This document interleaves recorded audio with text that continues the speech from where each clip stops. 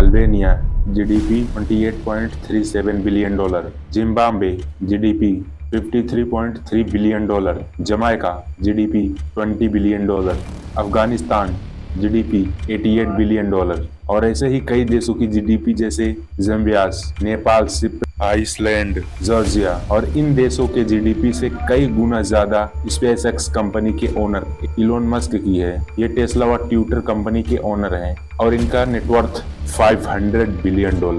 और आप सोचो पहले, जिंदगी में पैसा कितनी जरूरी है।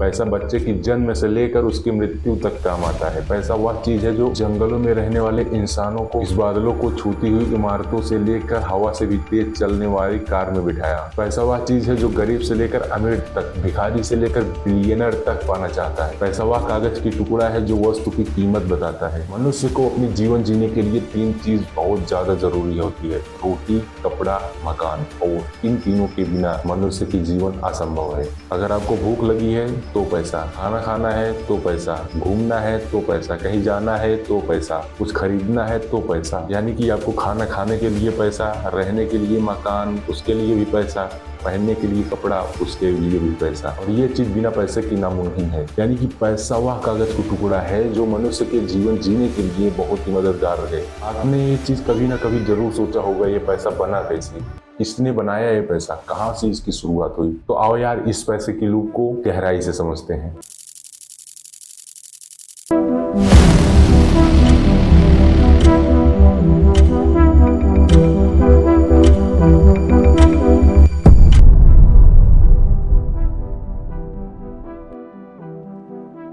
आज से हजारों साल पहले इंसान बार्टर सिस्टम का यूज करता था, जहां पर आपको एक चीज लेने के लिए आपको दूसरी चीज देनी पड़ती। अगर आपके पास गेहूं है और आपको चावल चाहिए तो आपको ऐसे व्यक्ति को खोजना होगा जिसे गेहूं की जरूरत हो और साथ ही चावल वो बेचना चाहता हो। और ऐसे ही कई प्रॉब्लम की वजह से लोगों को बहुत ज्यादा दिक्कतें आने लगी। तब लोगों ने कुछ अलग सोचा और शुरुआत हुई कमोडिटी की। इंसान ने हर उस एक चीज को पैसा बना दिया जो सबके काम आता था। तब इंसान ने तेल, नमक, दवा, शैम्पू, अल्कोहल, कपड़ा, पशु, पक्षी, अनाज के जरिए अपना व्यापार शुरू कर दिया। पर लोगों को इसमें भी एक दिक्कत थी कि जो सामान मेरे पास है उसका एग्जैक्ट प्राइस क्या है, क्योंकि कमोडिटी एक वक्त के साथ खराब हो जाया करती थी। खरीदे जानवर मर जाते, दवाइयाँ डेट एक्सपायर हो जाती, अनाज सड़ जाते और ऐसे ही कई दिक्कतें आने लगी। पर इंसान की एक ऐसी चीज की जरूरत थी जो यूनिवर्सल हो। तब स्टार्ट हुआ सोने और चांदी के सिक्के।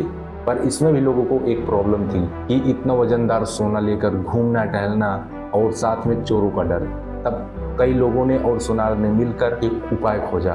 उन्होंने लोगों से कहा कि आप अपना सोने और चांदी का सिक्का मेरे पास जमा कर दो, हम इसे संभाल कर रखेंगे। और वो बदले में एक कागज का टुकड़ा दे देते थे, उसमें लिखा होता था IOU, यानी कि मैं आपका कर्जदार हूँ और आप ये कागज का रसीद उन्हें दिखाकर आप अपना सोना कभी भी वापस ले सकते थे। और ये आइडिया लोगों को अच्छा लगा और अपना सोना वो लोग के पास जमा करना स्टार्ट कर दिए। लेकिन कुछ समय बाद उन लोगों को रियलाइज हुआ कि ये सिस्टम बनाने के बाद लोगों ने अपना सोना वापस ही नहीं लेने आते थे, उस कागज के जरिए अपना व्यापार करने लगे। यानी कि कागज की रसीद है तो सोना जरूर होगा। और ये चीज समझने के बाद उन लोगों को लालच आ गया, क्योंकि उनके हाथ के बने वो कागज की रसीद पैसा बन गया था। वो लोग फर्जी कागज की रसीदें बनाना स्टार्ट कर दिए और असल में उनके पास सोना भी नहीं हुआ करता था। वो लोग ज्यादा से ज्यादा कागज की रसीदें बनाते जाते और यहीं से स्टार्ट हुआ लीगल स्कैम जो पूरे विश्व में आज भी चल रहा है। वो सोना संभाल कर रखने वाली दुकान वो दुनिया की सबसे पहली बैंक थी और वो कागज की रसीद दुनिया की सबसे पहली करेंसी थी, यानी कि नोट। अगर मैं आपसे पूछूं कि बैंक कैसे काम करती है,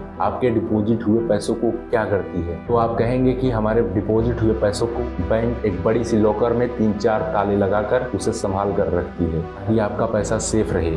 असल में ऐसा होता है, बैंक आपके डिपॉजिट हुए पैसों को लोगों को लोन दे देती है और कुछ इंटरेस्ट चार्ज कर वो बैंक पैसा कमाती है। और बैंक आपने कई अलग अलग सोर्स से पैसा कमाती है। अगर आप बैंक में 1 लाख रुपए डिपॉजिट करते हैं तो बैंक 10% रिजर्व रख के बाकी के 90% किसी व्यक्ति को लोन दे देगी। और यहाँ पर आप गौर करिए, आपने बैंक में 1 लाख रुपए जमा किया था तो आप अपना बैंक बैलेंस चेक करेंगे तो उसमें 1 लाख रुपए दिखाया जाएगा। और दूसरी तरफ जो व्यक्ति बैंक में लोन के लिए अप्लाई किया था उसे बैंक 10% रिजर्व रखकर बाकी के 90% बैंक उसे लोन दे देगी। और वो दूसरी तरफ अपना बैंक बैलेंस चेक करेगा तो उसे भी 90,000 दिखाई देगा, जबकि बैंक के पास 1 लाख रुपए कैश ही है। यानी कि आप दोनों के हाथ में 1,90,000 और 90,000 परचेजिंग पावर है, जबकि उस बैंक ने कंप्यूटर पर 90,000 रुपए की एक डिजिटल करेंसी क्रिएट किया, जो कि उसे दिखाने के लिए कोई कैश नहीं है। और ये पैसों की खेल यहाँ खत्म नहीं होती, बल्कि ये बहुत आगे तक जाती है।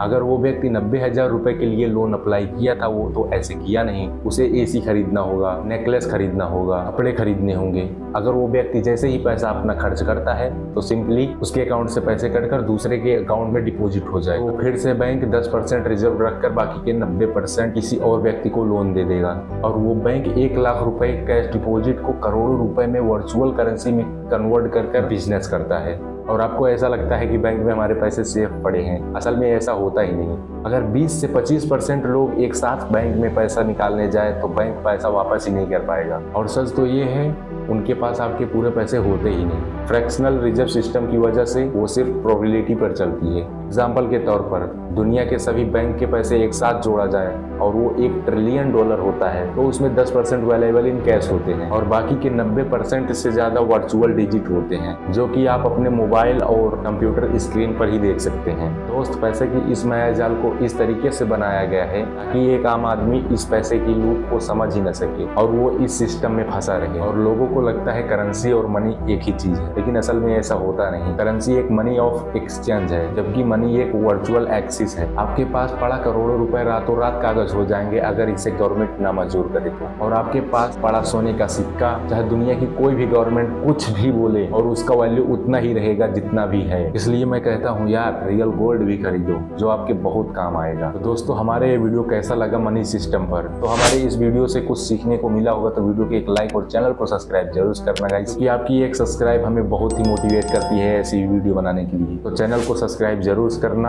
और ये वीडियो जितना हो सके अपने दोस्तों को पास जरूर शेयर करना। तो मिलते हैं अगली वीडियो में।